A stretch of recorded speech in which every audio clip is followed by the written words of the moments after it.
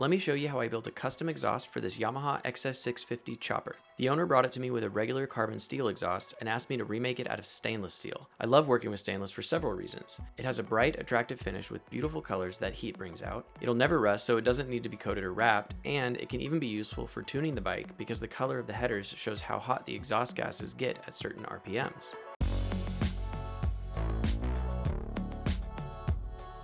The first thing I do is whip out my trusty chop saw and cut a bunch of sections. I do this by running a Sharpie line down opposite sides of the tube. This way I can easily rotate the tube 180 degrees so that each piece makes a proper pie shape.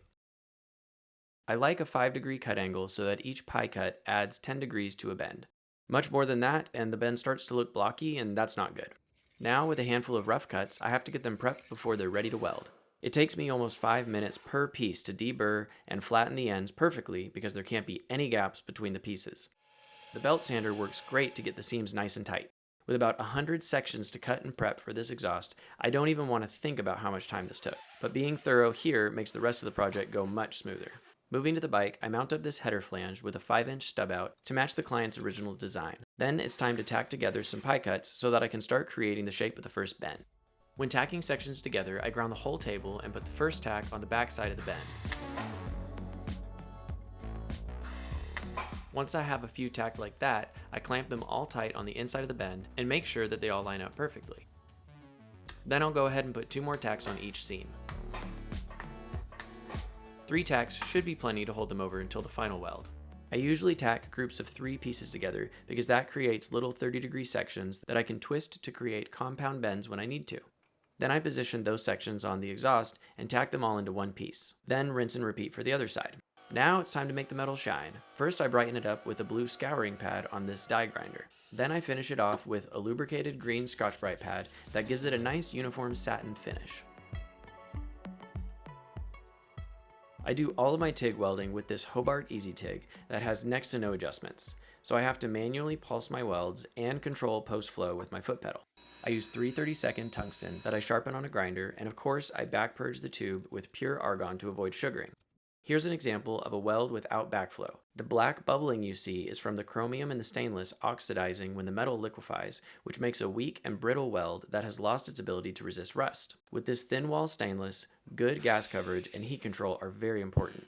So I use a gas lens and only make about 4 to 5 dimes at a time, jumping around to different sections of the bend until it's all welded. I don't use filler rods on my exhaust, except for a few spots I'll point out later. There's nothing wrong with it, I've just found that it makes bulkier welds, takes more heat, and is terribly awkward to work with.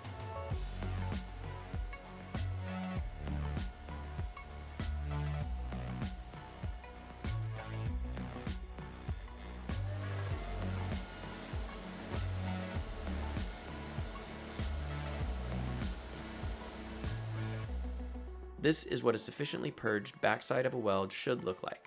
I'm always checking my work to make sure that this is what I see.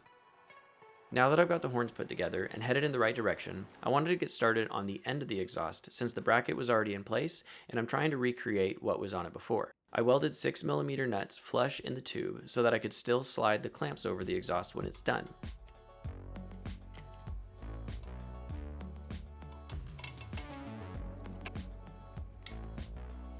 Here I started building out from the back forward by playing with pieces until I liked the direction they're heading in. This freeform technique is my favorite way to fab an exhaust. I just mark the seams when I like the orientation and then tack them together as I go.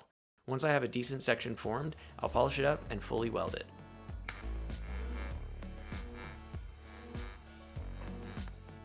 On this exhaust, I wanted to have both ends meet under the bike, so I turned back to the header and got the down tube and the bend sorted out until both ends met up pretty close. This final weld is important to get a good fit for the overall exhaust, so I like to tack it up while the pieces are mounted in place on the bike. This is a time when I may use filler rod since the seam might not be perfectly tight. Some aluminum duct tape here makes for a great third hand to hold the joint close while you're tacking it up. After a good tack, I weld it up on the table and do the final install for that side.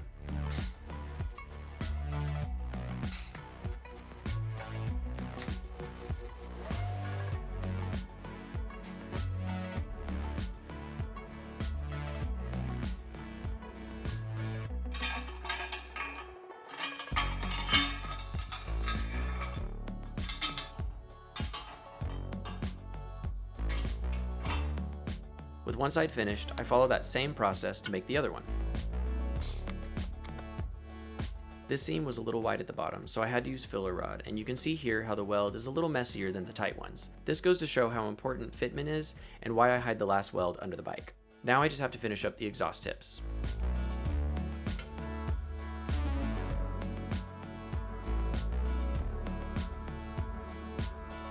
My favorite part of exhaust making is firing up the bike for the first time and watching the exhaust burn in. This is when you can easily read the exhaust temps by the colors produced. When the bike is well tuned, the header usually stays a nice golden straw color. As you can see on this exhaust, when I held mid-throttle, it got cherry red for a second and then cooled to a dark purple, which tells me that there's a very lean spot in the mid-range. What's cool about stainless is that you can rub the color off with a scouring pad after adjusting the tune and then see how differently the color comes back. I'll let the owner do that on his chopper though. So here's the final result. What do you think? Would you run this style exhaust on your bike?